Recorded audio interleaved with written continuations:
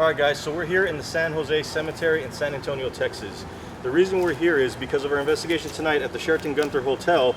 We're investigating the room 636, which is now 620. Inside that room, we talked about it earlier, a brutal murder is believed to have happened. It was never concluded due to the fact that the body was never found. But there was enough blood in that room to basically say a murder did and was committed in that room. But the funny thing about this cemetery is this is where Walter A. Emerick, the man who was believed to be the murderer of that crime, is buried.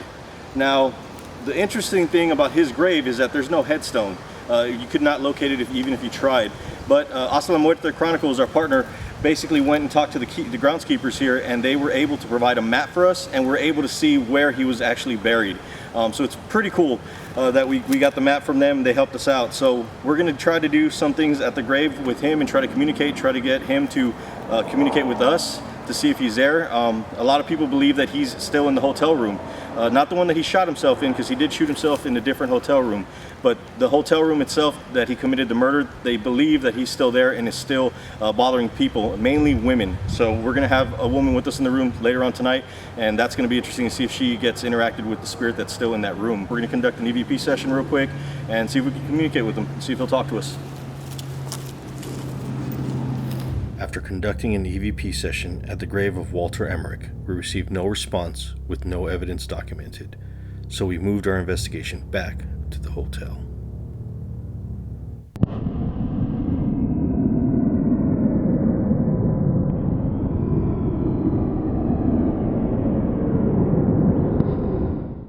So we're here now at the Sheraton Gunter Hotel. We're going to be entering our room soon. I'm here with Hasta la Muerte Chronicles. Follow him on Facebook and Instagram. His name is Dan Hernandez. He's the guy who digs up all the history and everywhere that we want to go. So Dan's going to give a little bit of the history of the room and a little bit of history of what happened the day of the murder. But I just want to show you the room real quick and show you what we're working with here. So this is room 620. Originally, the story was that it was supposed to be room 636. This was 636 at one point, but the hotel went through a renovation, remodeling, and they split the room up into two rooms. So now it's 620. So do you want to give us a little bit of the history on? So what happened back in February 8, 1965, it was a cold, rainy day. So apparently Walter A. Emerick, at the point of the February 8th, he was known as Albert Knox, who checked in. Him and a blonde female were staying in the room, and what happened was about 3 o'clock that day, maid came by to go ahead and clean the room as she believed that they were no longer in there. Opens up the room and sees that there was a female still laying down on the bed, so she decided to close the door and go ahead and depart. She informed the next crew that came on, which was Maria Luisa Guerra, and about 5:30ish or so, 5:40, Miss Guerra came up, saw a do not disturb sign on the door, figured that maybe they just forgot to remove it. She still went ahead and opened the door, and then saw Walter A. Emerick standing right by the bed with a box full of bloodied items, blood on the floor, footprints on the floor with blood. She gave a big yell after they locked eyes on each other, and he went ahead and motioned with his hand to shh and didn't say anything.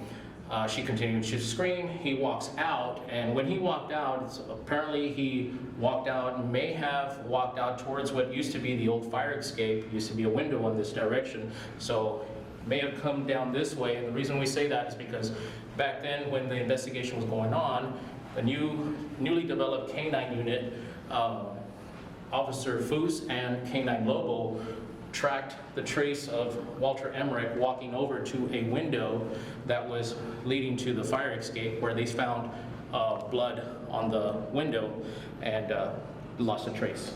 Yeah. Fire escape? Fire escape would have been out here, leading out into the Travis direction, where they found the blood on the windowsill. So our mission, our goal tonight is go in here, conduct a paranormal investigation, and see if the claims of past guests stating that they've seen a man in the room, they've been attacked, women particularly have been attacking this room, and we want to see if we can get some of those activities to come to us tonight. So we also want to see if we can get some answers. We'll conduct a few EVP sessions and see if we can get Walter Emerick to answer something for us, or possibly, hopefully, maybe even that woman that was murdered in this room. We want to see if we can maybe get a name, maybe find out, any kind of clue, because I know this has been a cold case for years and years and years, and we're just really excited to go in here and see what we can do. We're going to set up a few tricks to try to bring out whatever's haunting this room tonight. So we're going to get started and go set up. All right, see what we find.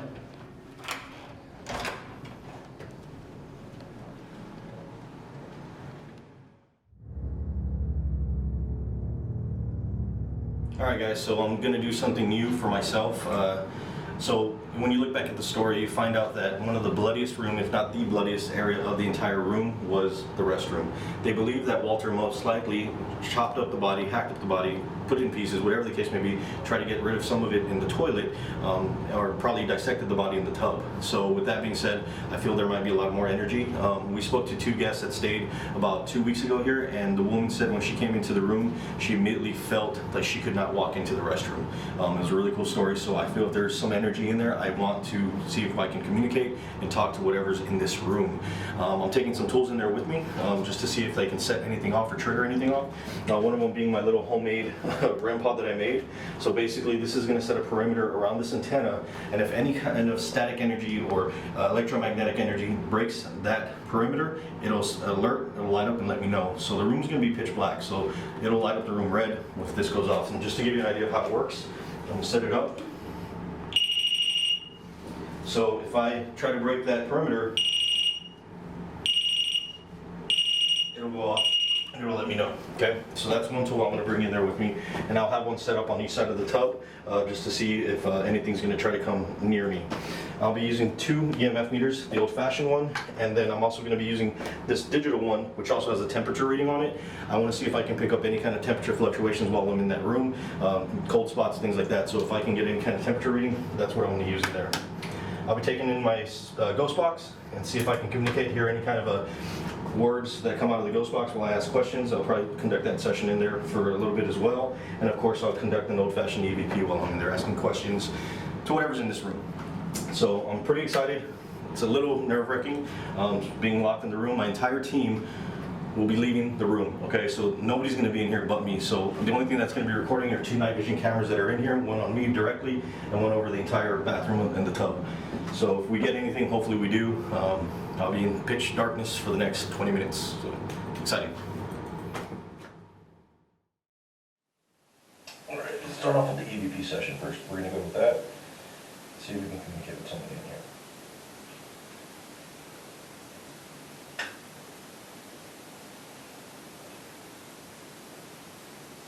Is there anybody in this room with me right now, in this bathroom? Is there somebody in here with me?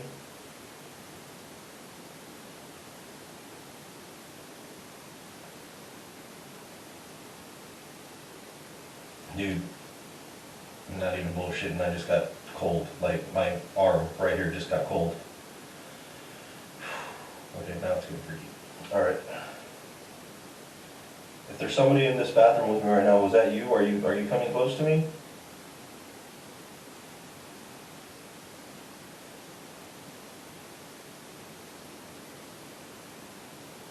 What's your name?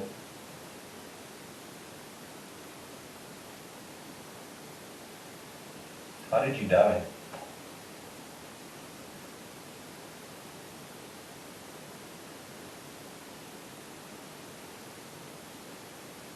How long have you been in this room, haunting this room?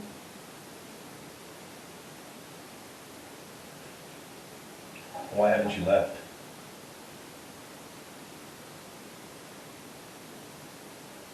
Is it Walter Emerick that's here with me? Or is it a woman? Is there a woman in here? Was it the woman that was murdered in here? What's your name?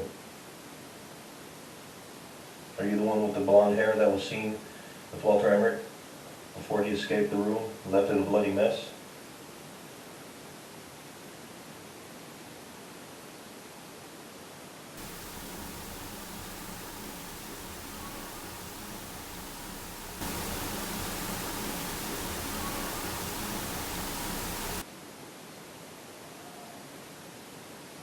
heard somebody screaming on the outside. That was not anything out of the ordinary.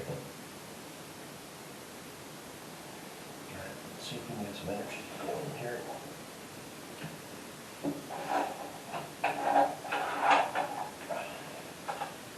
Turn on the EMF meter.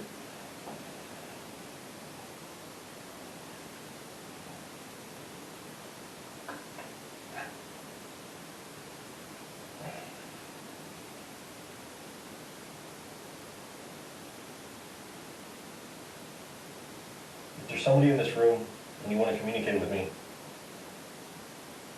touch this device right here in my hand. Make the lights go all the way to the red. If you touch it and get close to it, your energy will make these lights light up. Can you get the light to the red?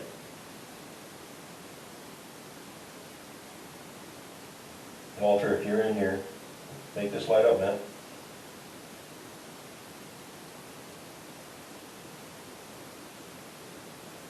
Come on, make it light up. Talk to me.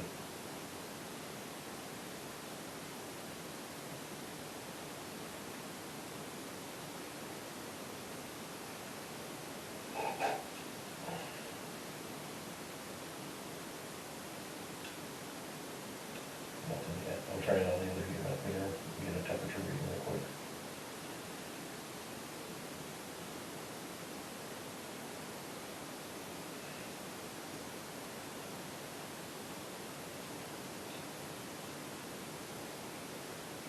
So far, no activity, guys. Hoping maybe we pick something up on the EVP session. We'll see.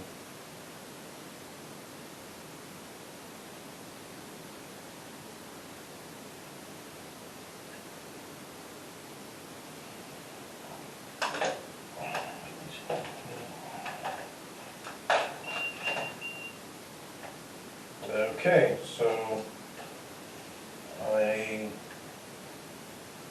just got a spike on this.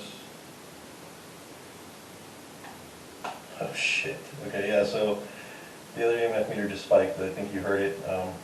There's absolutely nothing in here with me that should be setting it off. I don't have anything in here setting anything off, so as you can see, I'm scanning it all around here.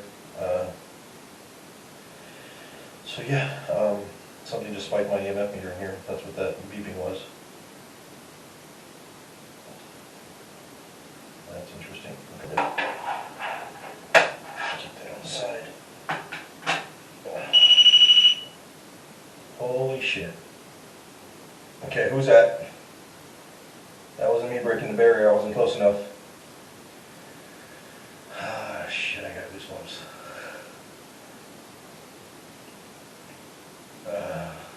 Yeah. That wasn't me. I didn't get close enough to it. Yeah, okay.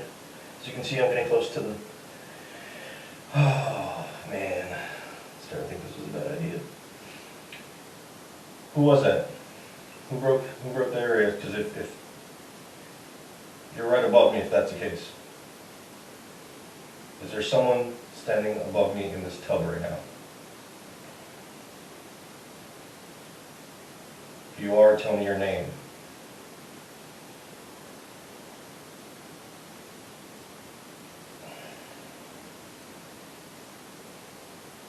Tell me your name, whoever's in here. Why are you in this room? Why are you haunting this room? Why are you haunting people? Give me some answers. What was the name of the lady that was killed in this room? Who was she?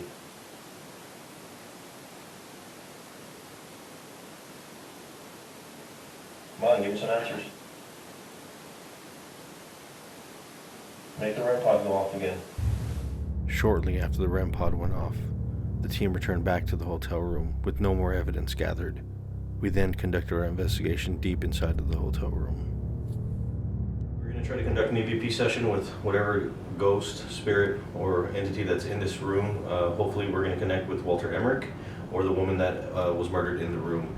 So right now we have set up some trigger items. We have a bottle of wine. We know that Walter had bottles of wine in the room, but we also have been told that he was an alcoholic. We have two 22 caliber bullets on the table. There was 2 bullets found here in the room, one in the wall, and I believe one on the floor. There was one in the furniture. On the furniture of the couch, right? On the seat.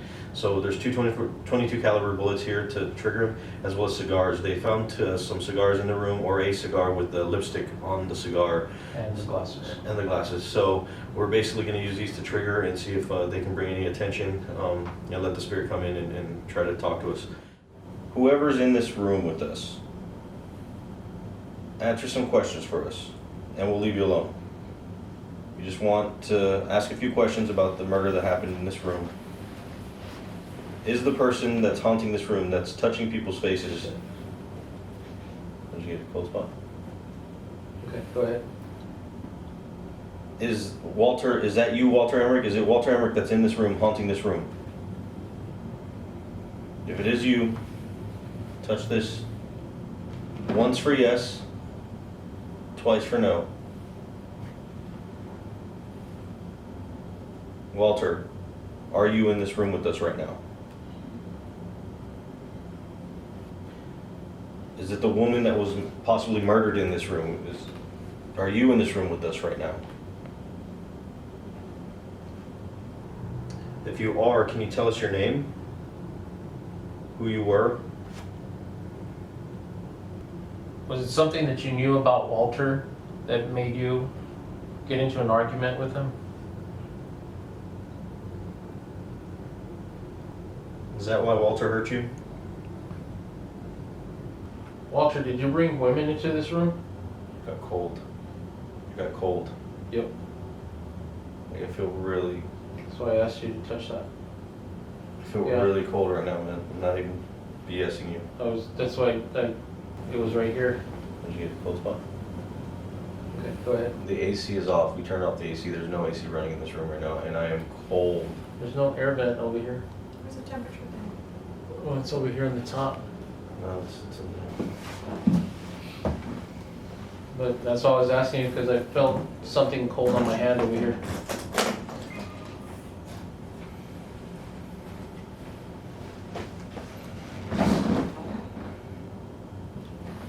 No, like, just feels really cold right now. Still, right here. Walter, what was your fascination with the number 636? Why do you like attacking women in this room? Or in the room next door? So apparently, whatever's in this room isn't talking to us, so we've already had cold spots. My brother felt one. My wife, Monsi, over here felt one, and then I felt a chill go through me for a good while. We saw the temperatures change on the EMF meter here. We went from 69 degrees to 74. So that's a pretty drastic drop in temperature, I think. I mean, it's pretty. As we continued our EVP session, one of our night vision cameras kept losing power. Even after putting 2 fully charged batteries in it, it refused to work. We decided to take a break, so we went to explore the hotel.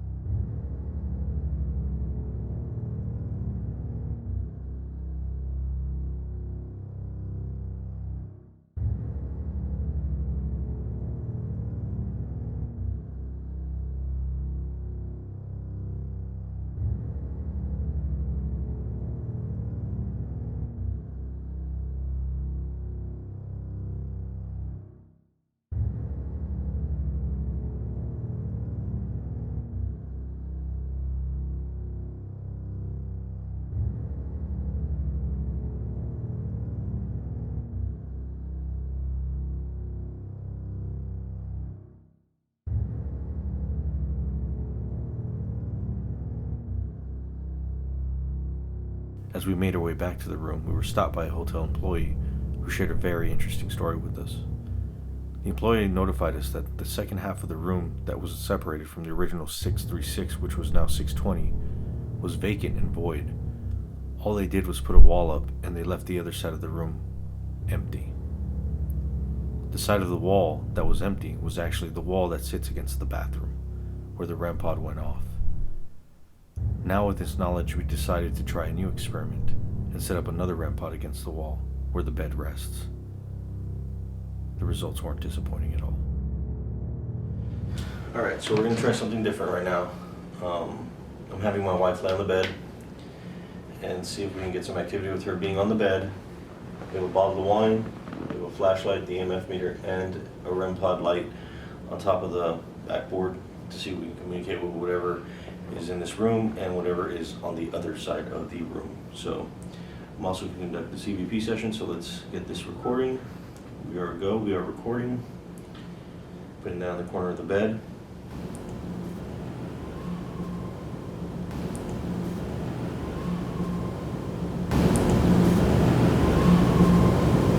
Whatever spirit's in this room or in the room across from us, next to us, if you can hear me, I'd like you to cross over into this room or come closer to us if you are in this room already. If you can, do us a favor. Can you touch this device right here? All you have to do is go near it and touch it.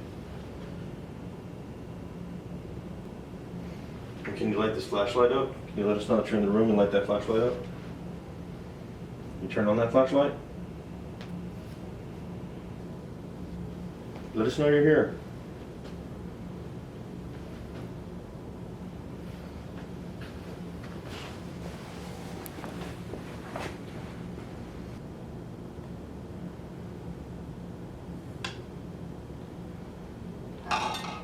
Whoa. Whoa.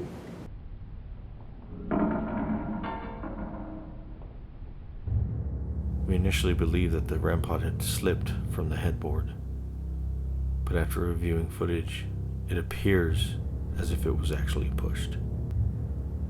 Was it Walter A. Emerick, or the blonde woman who was supposedly murdered in this room?